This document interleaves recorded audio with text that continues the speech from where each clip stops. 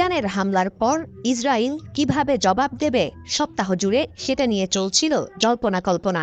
শুক্রবার ভোরে ইরানের ইস্পাহানে ক্ষেপণাস্ত্র হামলা চালিয়েছে ইসরায়েল। প্রদেশটির নাতানজ শহরটিকে ধরা হয় তেহরানের ইউরেনিয়াম কর্মসূচির কেন্দ্রবিন্দু। ২০ বছর আগে হলে যুক্তরাষ্ট্র ও ইসরায়েল মিলে কবজা করে ফেলত ইরানকে, কিন্তু আগের দিন এখন আর নেই।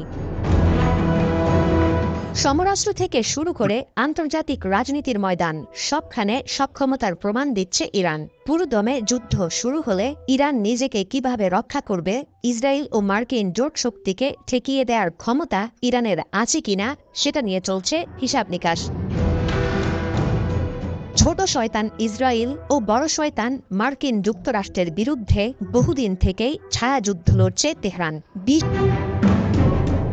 গত কয়েক দশক ধরে অর্থনৈতিক ও সামরিক খাতে স্থানীয় সক্ষমতার উপর জোর দিয়ে আসছে ইরান। বর্তমান পরিস্থিতিতে তেহরানের দরকার হবে শক্তিশালী আকাশ প্রতিরক্ষা ব্যবস্থা নিশ্চিত করা।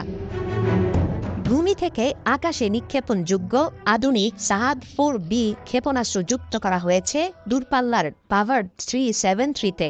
একসঙ্গে ৫০টির বেশি লক্ষ্যবস্তু শনাক্ত করা ও ৩০০ কিলোমিটার দূরের ৬টি লক্ষ্যবস্তুতে আঘাত হানতে পারে বিশ্বের অন্যতম শক্তিশালী এই এয়ার ডিফেন্স সিস্টেম।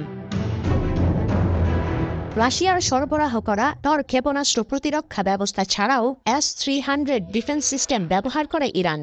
১৫০ কিলোমিটারের মধ্যে থাকা যুদ্ধবিমান, ড্রোন, ধেয়ে আসা ক্রুজ ও ব্যালিস্টিক ক্ষেপণাস্ত্র ধ্বংস করতে সক্ষম S-300।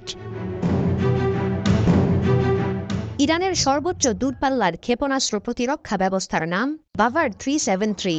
৪০০ কিলোমিটার পর্যন্ত দূরপাল্লার ব্যালিস্টিক ক্ষেপণাস্ত্র, ড্রোন ও স্টিলথ জঙ্গি বিমান সহ বিভিন্ন লক্ষ্যবস্তু শনাক্ত করতে সক্ষম স্থানীয়ভাবে তৈরি এই প্রতিরক্ষা সিস্টেম।